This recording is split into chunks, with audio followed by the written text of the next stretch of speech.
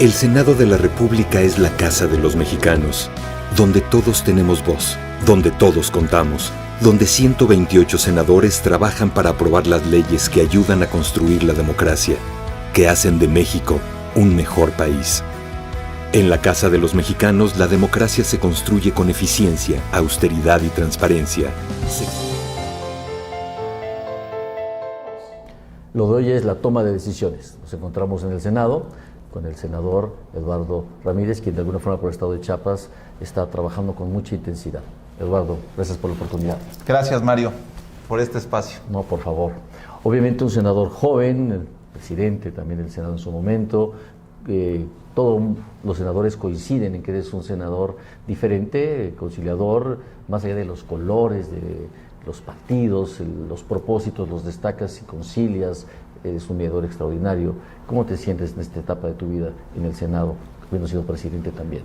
Fíjate que ha sido una experiencia extraordinaria en mi vida, toda vez que como presidente del Senado en su momento logré consensos muy amplios con todos los partidos políticos que están representados en el seno del Pleno, y esto me dio la oportunidad de siempre ponerme en los zapatos de la oposición, cómo ellos visualizan el país diferente, cómo visualizamos nosotros con esta transformación en la vida pública. Creo que ha sido para mí una experiencia que me ha nutrido, primeramente como persona, claro, como profesionista, como político.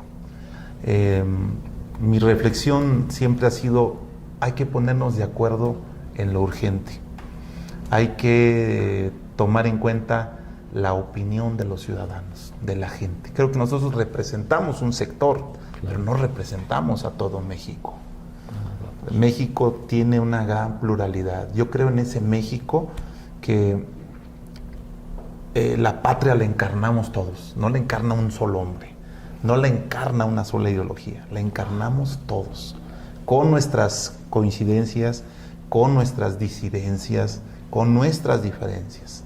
Creo que hay que ponderar siempre el bien común. Son momentos en los que México vive momentos de polarización en la clase política o en las estructuras del poder político, tanto ¿cierto?, federal como estatal y municipal. Pero yo creo más en la reconciliación. Creo que eso es lo que debe prevalecer en los próximos años, claro, la unidad nacional, la reconciliación de los intereses sociales, la reconciliación con la iniciativa privada, la inclusión de la oposición en un proyecto de gobierno. Tenemos en nuestra Constitución los gobiernos de coalición, ¿no es cierto?, y hay que echar mano. Yo creo que quien vaya en una aspiración a la presidencia, sea hombre o sea mujer, a la presidencia de la República, debemos tomar en cuenta ese documento que es nuestra Carta Magna. Los gobiernos de coalición significa tomar en cuenta todas las ideologías, gobernar para todos, no solamente para un sector. Creo en eso me he centrado, en eso he coincidido tanto en mi grupo parlamentario como en los otros grupos parlamentarios, y creo que esa conciliación ha sido una característica en mi vida.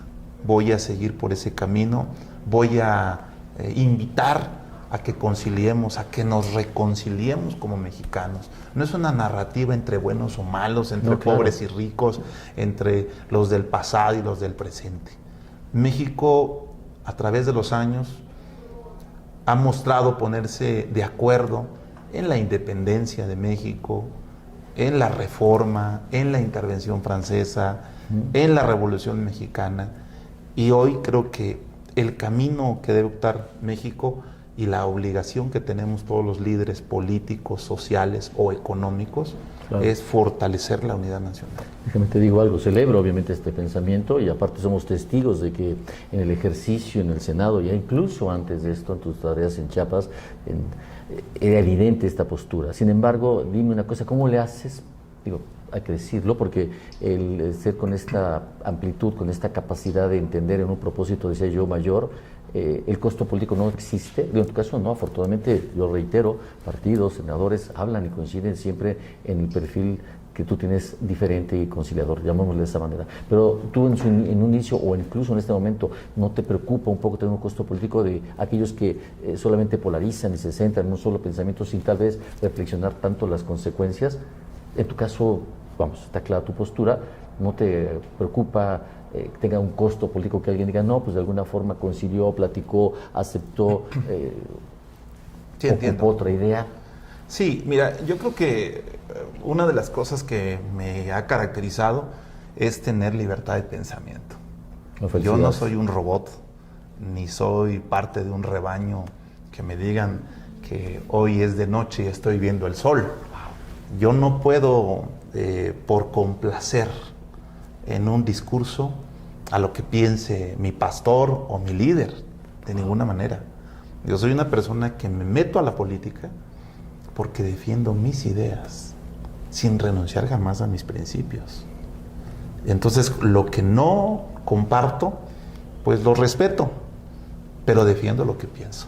Y yo defiendo en estos momentos que es urgente en un proyecto a futuro y empezar desde ahorita a construir una reconciliación nacional. No me gusta la manera en que debemos definirnos entre quienes acompañan un proyecto. Yo estoy dentro de Morena, claro, pero eso no quiere decir que todo lo que estemos haciendo es políticamente correcto. Entiendo, podemos equivocarnos, podemos no coincidir, y parte de esta forma de ser, pues voy a seguir en esta temática. Lo he demostrado en el pasado, cuando no estuve de acuerdo con la mal llamada reforma educativa, es cierto, salí a denunciarlo. Y no por congraciarme con el presidente en ese momento o con los secretarios de gobernación o de educación, yo asumí una postura de disciplina, defendí lo que pensé. Y eso me ha dado la oportunidad de construirme un liderazgo a base de esfuerzo, pero a partir de una definición de congruencia con la gente.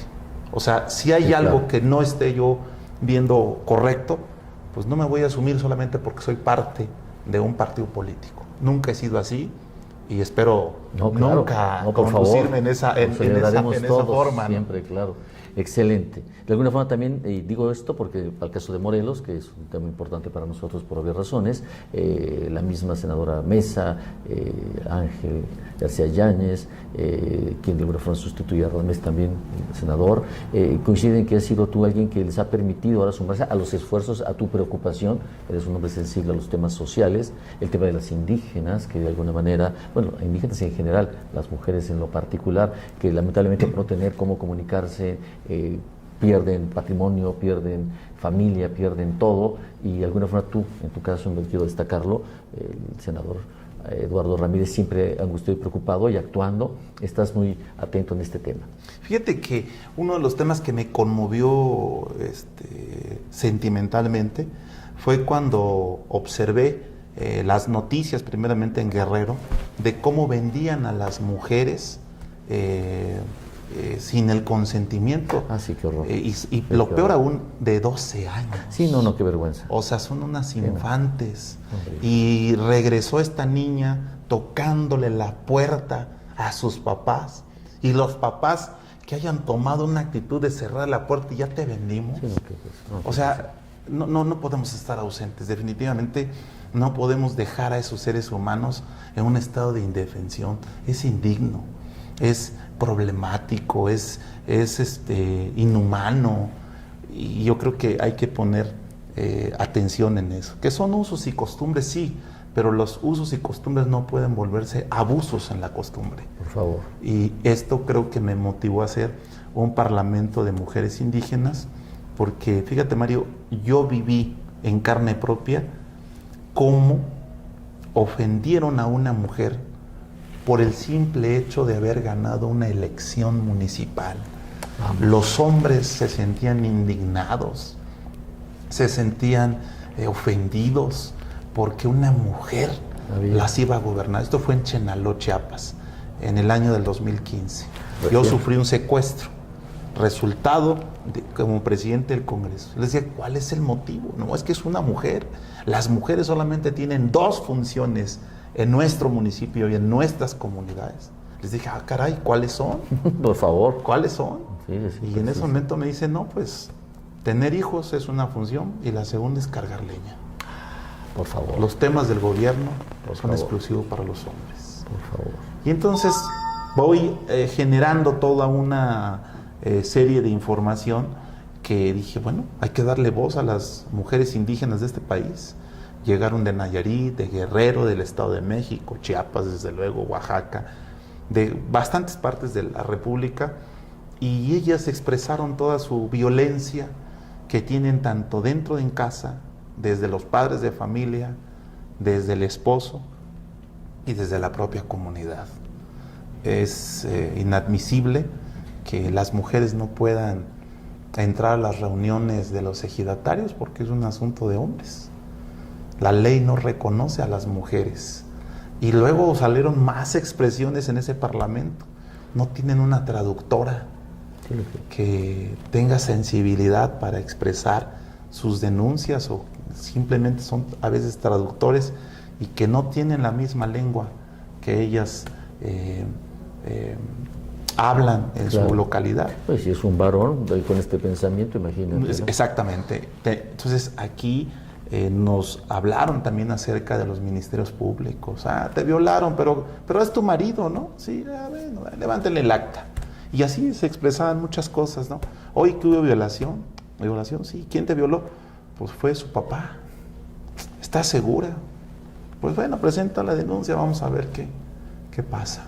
Y así, muchas historias que son desgarradoras, y eso creo que no podemos permitirlo.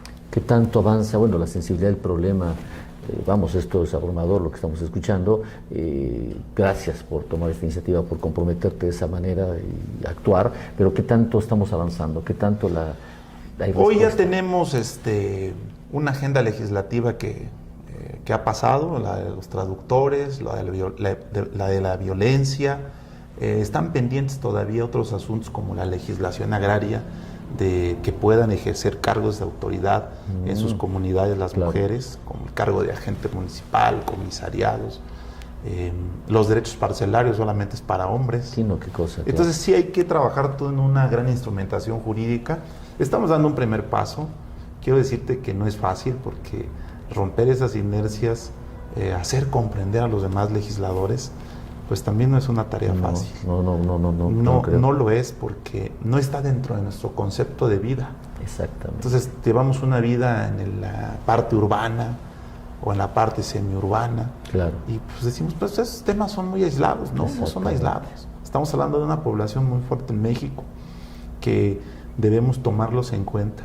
Allá en Morelos, Emiliano Zapata, en su momento, pues alzó la voz para el tema de las tierras, la repartición de tierra, la concentración de grandes latifundios. Pero hoy, 100 años después, tenemos la marginación de las mujeres, la violencia en contra de la mujer indígena, la exclusión y la discriminación, que eso es lo peor.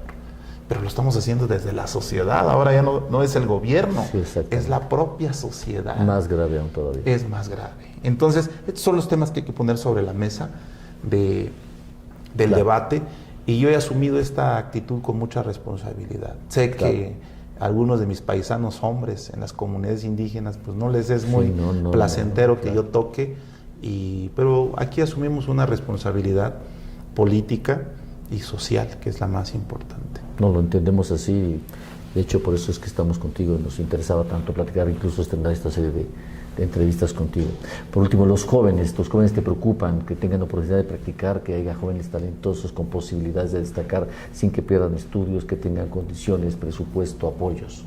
Fíjate que los jóvenes no deben ser en ese discurso que son el futuro de México, que siempre vivimos, no solamente no son el futuro, son el presente de México. Pero para fortalecer ese presente, qué bueno que existan apoyos de becas, que hoy ya lo tenemos legislado en la Constitución, en el artículo 4, el apoyo a los jóvenes. Hoy le llaman Jóvenes Construyendo el Futuro, y seguramente tendrán otros nombres en la posterioridad. Pero los jóvenes deben ser activistas, deben de prepararse malamente en ese sentido de que si estudias vas a vivir mejor. No es cierto. El hecho de que tú tengas una carrera profesional, pues la licenciatura, con trabajo vas a poderte emplear. Es cierto. O una carrera de maestría o una preparación de posgrado como un doctorado, no es garantía de que vamos a tener un mejor salario. Yo creo que hay que estudiar, primeramente para ignorar menos, para poder comprender las artes, para poder comprender nuestra historia, para poder comprender el poder. Wow. Esa es la información y esto se van a generar mejores ciudadanos. Felicidades. Los jóvenes deben tener garantizadas sus participaciones laborales y para ellos necesita el gobierno o los 3 niveles de gobierno. ¿Quiénes son los generadores de la riqueza? No es el gobierno. No, nunca. El gobierno no va a poder autoemplear a miles o claro. Millones de jóvenes que egresan de las universidades. El tema es con la iniciativa privada. Hay que cobijar a la iniciativa privada, darles estímulos fiscales a todas aquellas empresas que contraten a jóvenes sin experiencia, que contraten a jóvenes con el nivel académico que tengan, incorporarlos a la vida productiva. ¿Y cómo lo vamos a hacer? A través de estímulos fiscales, como pasa en otros países claro, del mundo. No es nuevo. Hoy tenemos un problema que las personas con discapacidad no son contratadas. Yo presenté una iniciativa de garantizar una cuota laboral tanto en la iniciativa privada como en la parte del sector público. Excelente. Y la mayoría de ellos o de ellas pueden realizar actividades que, pues, si están en una silla de ruedas o no tienen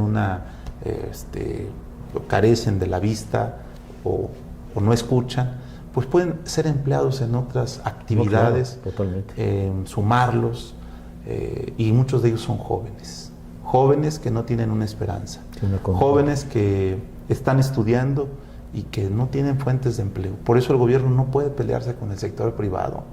No es una cosa de la separación del poder económico y político, sí, en el tema de los contratos, sí, de las asignaciones. Pero ¿cómo poder lograr una empresa que se fortalezca?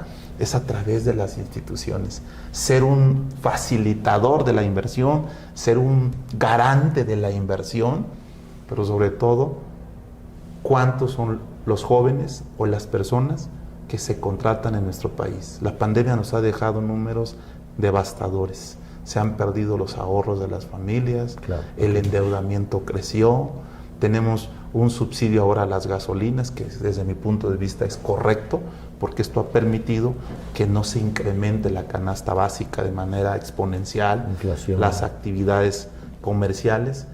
Por eso creo que los jóvenes deben asumir una participación también más política con las decisiones. No es un asunto de los partidos, no es un asunto de los líderes, no es un asunto de los políticos.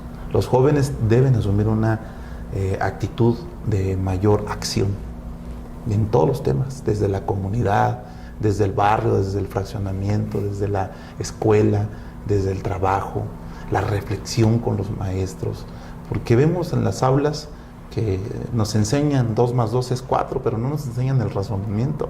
Sí, claro. Lo llegamos a comprender mucho después. No sé si te pasó, Mario, pero cuando a mí me dieron las clases de historia en la escuela, me aprendía fechas. Sí, claro. Pero pasaba ese examen y ya no. Sí, claro. Hoy, que me encanta leer la historia, pues va uno teniendo una referencia más exacta, pero no la comprendemos sino es hasta cuando tenemos una edad más adulta.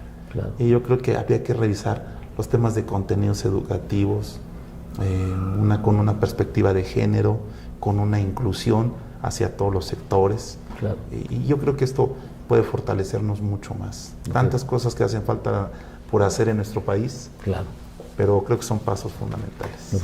Por último, dime una cosa, ¿México en deuda con Chiapas? Chiapas tiene un encuentro con la Federación. Tiene una convicción y una decisión de ser mexicanos. Ustedes en Morelos nacieron siendo mexicanos, nosotros los chiapanecos decidimos ser mexicanos. Wow, qué fuerte, qué fuerte. Es el primer ejercicio de democracia participativa en nuestro país. Te voy a decir por qué. Por favor. Porque se hace una consulta pública al pueblo de Chiapas y acudieron más de 12,000 ciudadanos a votar si nos quedábamos en Guatemala o nos federábamos con México. Ahí nace el principio del federalismo mexicano, porque es a través de una consulta pública. Y el federalismo es la unión. Hoy Chiapas ha sido expresado de que es un estado pobre, que es un estado con problemas, que es un estado con intolerancia religiosa, que es un estado con problemas en la frontera sur, los temas de migración. Pero hay algo importante que decir en Chiapas. Chiapas aporta una gran riqueza natural a México en la generación de energía eléctrica, claro, a través de las presas hidroeléctricas. Impresionante, claro. La parte del pulmón ambiental más importante está en la selva lacandona, que es un pulmón de oxígeno para todo el continente americano. Entonces Chiapas tiene todo para seguir creciendo. Yo no coincido en que sea un estado pobre, no. La pobreza es un tema de actitud. Trabajo hay, las tierras son productivas. ¿Qué vamos a hacer? Es cambiar nuestra actitud con los chiapanecos y chiapanecas que se encuentran en las comunidades rurales. Casi todas tienen servicio de energía eléctrica. Hace años no pasaba eso. Casi todas las cabeceras municipales, una que otra, no están conectadas con el desarrollo de la infraestructura carretera. Tenemos todo porque producimos café, producimos Cierto. plátano, producimos cacao. Somos el primer lugar en el sureste en ganadería. ¿En serio? Entonces tenemos una actividad productiva que garantizamos la soberanía alimentaria de nuestro país desde Chiapas. Entonces lo que quiere decir es que Chiapas debe entrar en un proceso de reconciliación en todos los aspectos, en el tema religioso, en el tema de los límites territoriales, También. en el tema político, Wow. sumarnos con una sola bandera que sea Chiapas. Yo creo que México nos ha tratado muy bien, pero hace falta también la parte de nosotros de asumir con responsabilidad que no todo lo va a hacer el gobierno. Depende de nosotros mismos. Hacer un autoanálisis de reflexión, porque tenemos todo para hacer hasta una república. Todo. Hoy por hoy Chiapas debe fortalecerse en el trabajo y sobre todo en un cambio de actitud. Pensar positivamente que sí podemos. Excelente.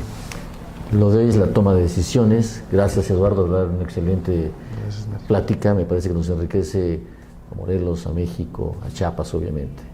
Nos vemos en la próxima entrevista, Eduardo. Un placer. Gracias, Mario. Gracias. Bienvenido.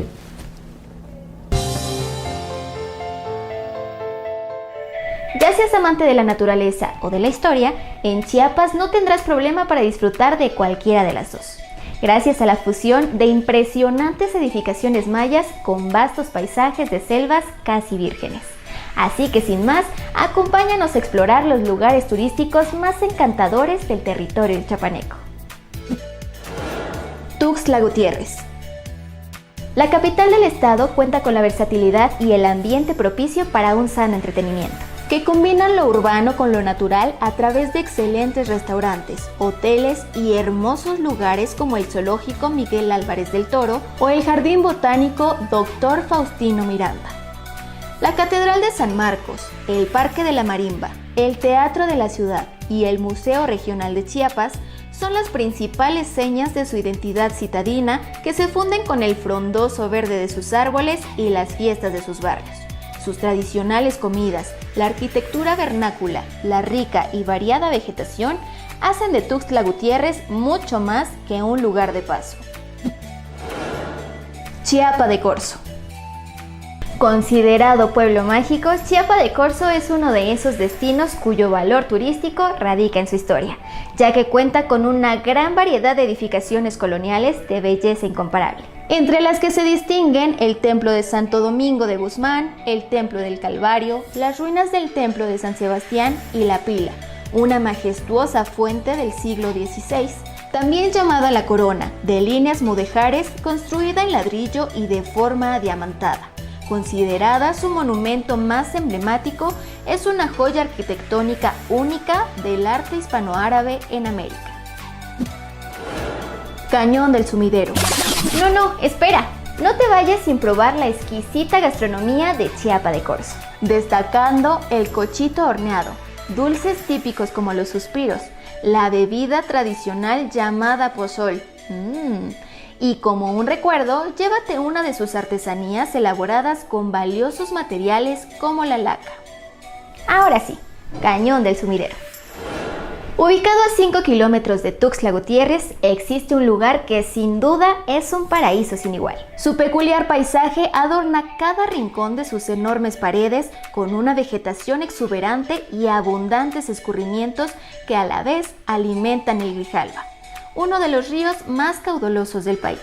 Constituye un espacio natural de los más imponentes y hermosos en esta localidad, donde podrás hacer uno de los mejores recorridos en lancha para conocer el árbol de Navidad y la cueva de la Virgen, e incluso admirar la fauna silvestre chiapaneca como pelícanos, monos arañas, cocodrilos y garzas blancas.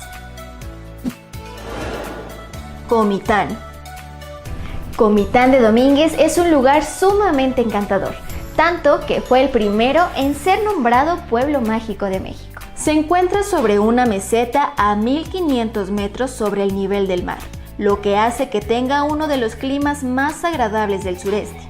Comitán está dividido en muchos barrios, como el famoso barrio de las 7 esquinas, donde se conservan muchas muestras de la cultura tradicional comiteca y cuyo escenario está enmarcado por el bello templo de San Caralampio. Otro atractivo templo es el de Santo Domingo, inconfundible con su fachada amarilla y pequeños arcos que adornan su torre.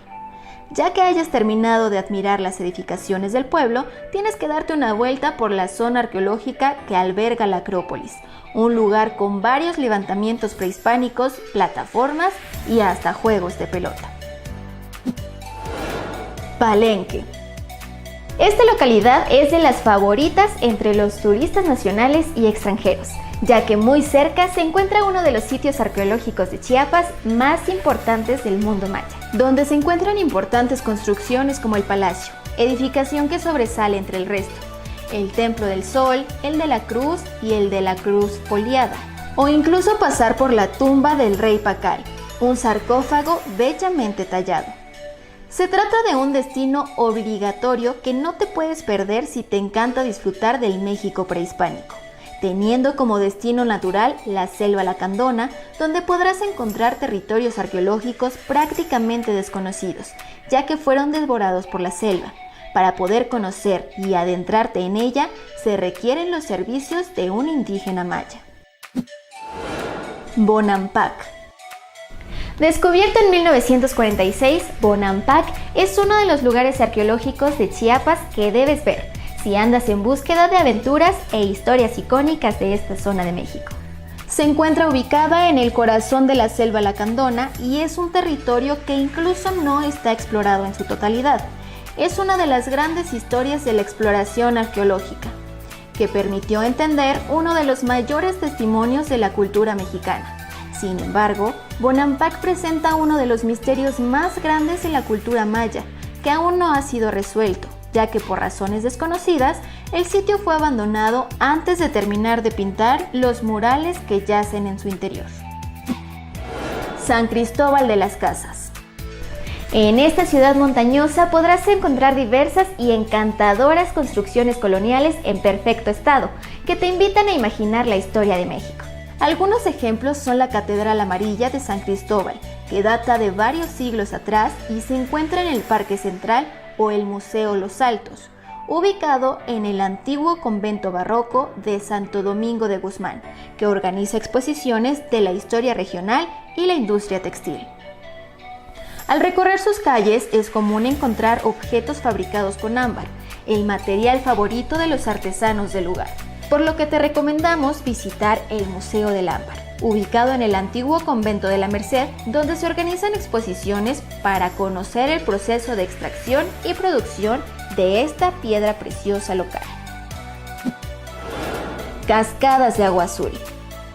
La cascada de Agua Azul posee un azul añil en sus riachuelos, un verde vegetación, brisa constante y un sonido acuático inagotable que lo hace uno de los grandes lugares para visitar en Chiapas.